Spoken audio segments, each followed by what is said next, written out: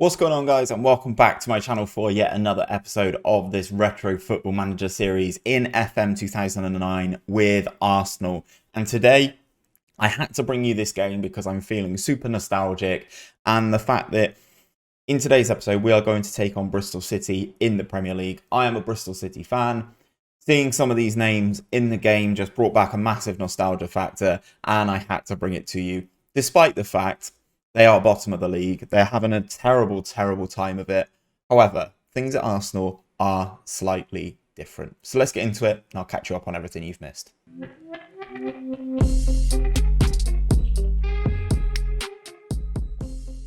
So then, guys, I'll start you off on the manager screen, and as you can see, things are going pretty good.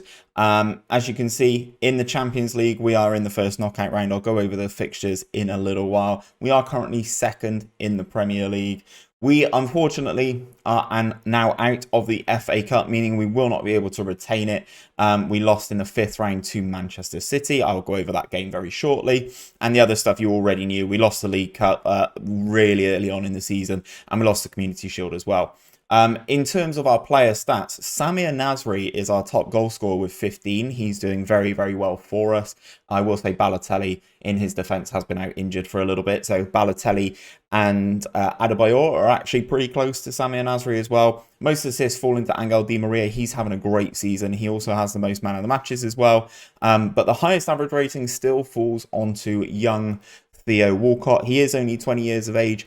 As I said, he does look very good. He is still electric quick. He is getting better technically. And it's a very nice option for us out on the right-hand side. In terms of the fixtures then, let's start with the fixtures. You guys were with us just up here, so not too long ago, for the game against Blackburn Rovers. That's where I needed your help in trying to find some signings. You guys, hats off to you, recommended some great players in the description. In the comment section of that video, you guys put forward like Marcelo, Philip Lahm, Dani Alves. These guys, whilst are fantastic shouts, are slightly unobtainable for me because at the moment the draw of Arsenal isn't as good as the clubs where they are. Obviously, Marcelo is already at Real Madrid. Very good shout, though. Dani Alves, already at Barca. Very good shout, though. Same with Philip Lahm and Bayern Munich. We need to kind of... It's almost as if we need to kind of win the Premier League to be able to attain these players. There's loads of players I would like to go out there and sign. However, we still don't have that massive pulling power that you would like to think. So unfortunately, we haven't actually signed anybody. So I've got no transfer news to report on. In terms of fixtures, though, you saw us beat Blackburn. Since then, win against West Ham in the Premier League. Let me change this view to the goal scorers so you can kind of understand a little bit more. So we beat West Ham 4-0, Fabregas, 2 for Nasri and 1 for Denilson in that game. We then played Manchester City in the Premier League at home, beat them 3-1. Goals again from Nasri and 2 from Adebayor. We played Liverpool in the Premier League away at Anfield, got a 3-2 victory there. Mamadou Sakho, an own goal from Xabi Alonso, and again Samir Nasri scoring, being the deciding factor there. We then played Manchester City in the FA Cup. Now, if I can expand this, I can. As you can see, we go 2 goals to the good. Samir Nasri doing the business again. 54th minute, 67th minute. And then I don't really know what kind of went wrong. Man City sort of like flipped a script and sort of started popping off. Robinho scored a goal to pull it back to 2-1 in the 72nd minute. Wagner Love, who is, I must admit, a very good player on this year's game, scores a lot for Manchester City and is a decent little pickup. Never remember him being that good in real life. He scored the equaliser on the 75th minute, so 2 goals in 3 minutes brought them level. Then Mamadou Sakho gets sent off in the 89th minute, and Wagner Love picks up the winner in the 91st minute, meaning our FA Cup journey is over. We then took on Sunderland in the Prem at home.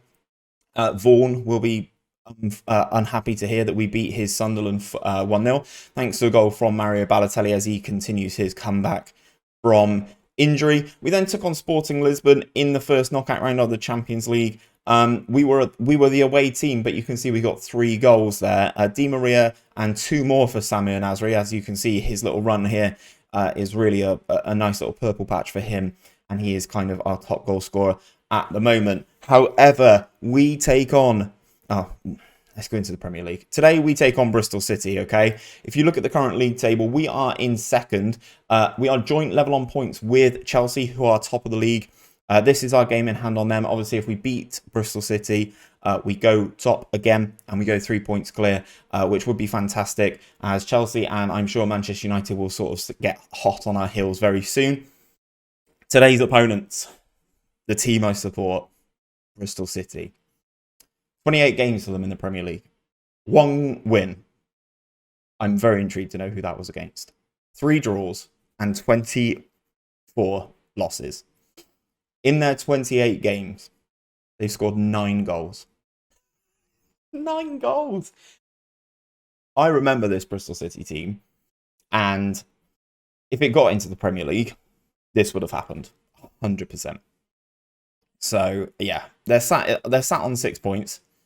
With 10 games to go, it's not a good look for them.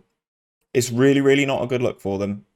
Anyway, we'll go into our team selection, then we'll have a look at the Bristol City team once we get there. Things are going well for us, though. The Premier League is my goal this season. I would love to win the Premier League. So fingers crossed for that. Obviously, we've got Cesc Fabregas and Adebayor currently do have knocks, so that is a little bit of an issue. We are rotating slightly. Obviously, we are going to play Bristol City. They are the bottom team in the league. So this will be the starting 11 for this game. Asenjo, Sanya, Kolo Toure, Mamadou Sakho, Gal Clichy. This is our solid set-in-stone back 5. They've been very good for the most part all year. As you can see, Asenjo, he's a good goalkeeper for 20 years of age. Denilson alongside Aaron Ramsey. Some people have been asking to see Aaron Ramsey, 19 years of age. Very nice technicals. His mentals are improving quite nicely as well.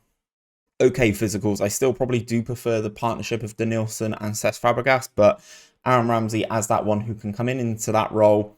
A very capable player. Obviously, we've got Walcott on the right-hand side. We are rotating Di Maria, giving him a little bit of a rest. So Carlos Vela will play on the left-hand side. Samir Nasri, top goal scorer in the team at central attacking midfield. And then Balotelli continues his resurgence from injury. He's got 11 goals so far for us this season. I think it's a solid return. Remembering the fact that Balotelli in this game is still only 19 years of age. If you compare 19-year-olds and you compare this Mario Balotelli to Aaron Ramsey, there's no comparison really. Balotelli, in terms of the stats, his attributes, they're far and away better than what we've got for Aaron Ramsey. They're the same age, so I'm hoping that Mario Balotelli will grow and be an elite level striker for us. So this is the team against Bristol City. Let's submit the team and see who we are taking on. Oh my god. So, Adriano Basso in goal. This man, a bit of a cult hero for Bristol City, saved a penalty in the Championship playoff semi-finals against Crystal Palace. Because God told him which way to dive. Legit, that's what he said in his post-match. Good. He's in goal. Jordan Walker at right back. Don't really remember him too much. Is this someone who they've brought in? It's not. Okay, it's potentially a youth player then. I don't remember him playing an awful lot at all. Didn't play for them last season in the Championship. Has made 12 appearances for them in the Premier League, averaging a 6.13. Not a good season for Walker so far. Then you've got big Jamie McComb, that absolute man mountain. Really tall. Big, good in the air. I remember him back in the day being an absolute power on set pieces in the air because of his height. I don't think he should be able to hold a torch to Mario Balotelli, but we will see. This is a signing, though. Danny Higginbottom. How much did they pay for him? 850k they paid Stoke for his services. It's kind of a player on the way out. I'd say he's only played 5 times this season. Doesn't average a 7 rating. Liam Fontaine, obviously, I believe he now plays at Dundee. Used to be a good player back in the day. Used to like Fonts quite a lot. Yeah, not really a left back, more of a left-sided centre-back. Ivan Sproul, the quickest man in the world, couldn't do anything else, as you can kind of tell by his attributes. Really good, really fast, bad technicals, bad mentals. Wasn't a good pickup for Bristol City. Favourite player of mine back in the day, Super Marvin Elliott. This guy did everything. Box to box was sensational. Very, very good player. Rate him highly. Then we've got Kolskius alongside him. He's had another great career in the Football League. Long portion of time after leaving Bristol City with Ipswich. Very, very favourable him. Peter Whittingham. Now, this is a very interesting pickup because obviously he's Cardiff. He is Cardiff. 350k for Peter Whittingham from Cardiff. 4 appearances this season, 6.6 rating. Not great. Dave Noble in the central attacking midfield role. This man loves a drink. Good player though, very good technically, physically probably lacking quite a lot. And then the main man up front, Nicky Maynard, was a very, very prolific goal scorer for Bristol City back in the day before he was sold to West Ham in the Premier League, where unfortunately he didn't really make it. I think he's playing for, I want to say, Mansfield in League 2 right now. This is going to be an interesting comparison and see how this Bristol City team gets on. We played them earlier in the season. We won 1-0 at home. Now we go to Ashton Gate. So back in the day, I would have been at this game.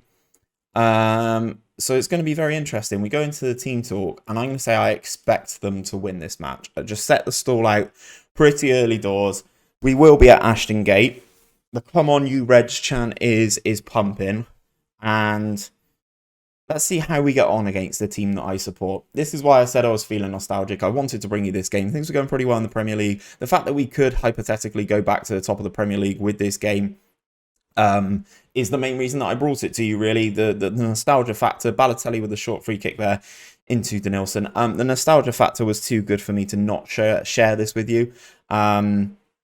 So fingers crossed we can get a good result. Hey, we've been on a nice little run. Obviously, we were playing over in Lisbon in the midweek. Can we make things count at Ashton Gate? This is a very interesting looking Ashton Gate. It kind of looks a bit like this now. It definitely didn't back in the day when this game would have been played. Excuse with the clearance then. Goes out towards the halfway line. Things looking okay for us. We look like we are the better team, as you kind of would expect, as we are fighting out at the top of the league, and they kind of have just 6 points. Denilson is going to pick this loose ball up into Kolo Toure. We've got all of our players, bar the goalkeeper, in the Bristol City half. Carlos Vela battling out with Walker, hits that one into the side netting. And that is a goal kick for Adriano Basso to take. City holding strong here. The Arsenal physio is coming on. I wonder who's picked up a little bit of a knock there. Looking in the bottom right, you won't be able to see it because it's behind my head, but that's where my player thing is, where it shows you how fit they are and their energy and stuff like that. As the ball comes across, oh, that has to be a goal for Balotelli. Gael Clichy putting that right inside the mixer, the corridor of uncertainty, but no one there to tap home the goal. The ball into the goal. Sanya's cross is blocked. We're getting into half-time here. This would be a massive result for Bristol City. Higginbottom out jumps Samir Nasri there for Bristol City. Bakary Sanya deep into the Bristol City half. Throw up in the air. Marvin Elliott wins that one and clears. Goes out for a throw though. We are kind of pinning Bristol City in, but we are finding it quite difficult to break them down. Balotelli to take this corner then into Kolo Toure. Carlos Vela, he can shoot from there with his left. Gives it to Theo Walcott though. Walcott hits it through Adriano Basso. That is probably a goalkeeping mistake. And Theo Walcott gives Arsenal the lead just before half time. Massive sucker punch for Bristol City. Gary Johnson and the boys. As Carlos Vela finds Theo Walcott. He gets away from, I assume that's going to be Liam Fontaine next to him. It's David Noble trying to mark Theo Walcott. That is... That's a yikes, that is. Okay, it's Sacco who's got a slight knock. I think he'll be okay to continue. Samir Nasri at 5.9. I'm going to encourage the team because whilst we are in the lead, and I don't want to hammer them, this isn't necessarily a great result against the bottom level side. So this is kind of where we go with things. Samir Nasri then into Aaron Ramsey, into Nicky Maynard, who tries his luck from long range. It goes over the crossbar. I don't think Asenjo is going to be very busy in this game. I just saw that Sacco needed the physio to come on again.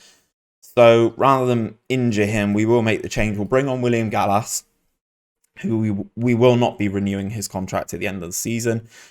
We hit the ball long. And Basso gets the ball in his hands. Distribution used to be pretty good from Badriano Basso. And he throws it into Walker then. Walker to Ivan Sproul. He is quick.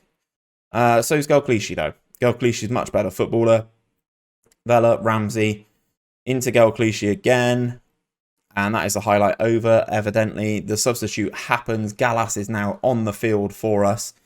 Whilst we are only winning 1-0, it is ultimately the win that matters, isn't it? Denilson, he scores them, you know. Denilson does score those every now and again when he takes a long-range effort. They sort of dip in and ping in into the side net, and he has a very good shot on him. Balotelli into Samir Nasri. Ball worked out to Bakary Sagna, gets tackled by Peter Whittingham. We win it back though. Denilson into Theo Walcott. He's dragged a defender out of the way here. Walcott into Basso. Nasri can't get the shot away. But we come again back to Sagna. Carlos Vela then. Nice touch. Pulls it down. Marvin Elliott does what Marvin Elliott does. Wins that ball. Kolo Touré gets it back for us. Love Marvin Elliott back in the day. He used to be my favourite player. And we blocked him from going to Wolves, I believe. Moving forward, though, 5 minutes of this game to go. Do I look at making some changes? Samir Nasri not necessarily playing the best. Let's give Arshavin... Oh, that was supposed to be Arshavin. Let's give Arshavin a run out. And I will take off goal scorer Theo Walcott for Robin Van Persie. Again, Robin Van Persie not having a great year for us, I must admit. Cross comes over. Chance for Bristol City. Peter Stevar's on the field, everybody. Unreal. Any Bristol City fans who watch my content will know who Peter Stevar is, I hope. Not a big player, more of a comical player. But 4 minutes added time. Looks like that time is going to just disappear. Marvin Elliott picks up a booking. Last throw of the dice potentially for Bristol City. Cole Skuse goes in hard on Arshavin. Peter Stevar into Higginbottom, who's up top now. Dave Noble on the ball. Into Stevar. Cross comes over. Oh, header away by William Gallas. Bristol City throwing the kitchen sink there. Michael McIndoe's on the field as well to take this corner. Cross comes in. These are sort of pinball-y moments as Cole Skuse absolutely clatters Balotelli. If Balotelli was able to bring that down, he would have been able to turn, and Skuse was the last man. So I can only assume this is going to be a red card for Cole Skuse here. I love how things were back in the day. Just a booking. Just a booking. Now that is denying a goal scoring opportunity and a red card. William Gallas to take this free kick then. We're in no hurry to do so. I would imagine you're not going to see much more football in this game.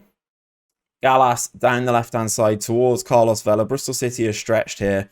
Jamie McComb goes across. Good interception from, I assume that's probably James Wilson at centre-back, to deny Balotelli. Another wayward pass from us. We've not played very well in this game at all. You know, the team that are looking to go back to the top of the league versus the team that are at the rock bottom of the league. But we get the result regardless. Gelclichy in towards Balotelli. If he's onside, this would be good. He is not. He is flagged offside. Surely this is the last roll of the dice for Bristol City then. Sagna goes all the way back to Asenjo. Clearance. We've basically had the 4 minutes injury time. Noble with the throw into Marvin Elliott. The referee's letting Bristol City have one go here. Stevar, Denilson's in big. Peter Stevar fouls, and that is full time at Ashton Gate. It wasn't a rout like I expected. Bristol City did put up a fight, but ultimately, again, didn't score and conceded another goal. I'm actually going to say I'm disappointed in our performance. I did expect more. Walcott got the decisive goal, and we move forward, guys. So we click that continue button. Howard Webb was the referee for a game at Ashton Gate. Who'd have thought, eh? So with that victory, we condemn Bristol City even more. Still, now they have 6 points from their 29 games played. We have 29 games played. We won 24 of them. We've drawn none, which is a ridiculous stat, and we've lost 5 this season. As you can see, Chelsea in second. 20 wins, 9 draws. They are currently on for an unbeaten season. However, we are now 3 points ahead of them just because of the sheer amount of draws that they've had, and we've picked up those 4 wins. Accounts for all the difference. So, in terms of things, guys, if we go over to the fixtures, we've got our next game is against Sporting. Depends who we get in the next round of the Champions League. If not, guys, I will hopefully be bringing you back for one of these games towards the end of the season. Whilst the Champions League would be nice, it's not our main priority. Our main priority this season is basically winning the Premier League. So depending on who we get in the Champions League, I may bring you back for a Champions League game. If not, it will be towards the end of the season where we can potentially win that Premier League trophy. If you have enjoyed today's video, guys, don't forget to drop a like on it down below. If you're enjoying the nostalgia, if you're a Bristol City fan, an old Arsenal fan, please do drop a like on it down below. Subscribe if you are new around here for daily Football Manager content and this pump of nostalgia every week on a Sunday at 5 PM. That is when the next episode of this will be out. Hopefully, I'll see you there, guys. Take care, and I'll see you soon.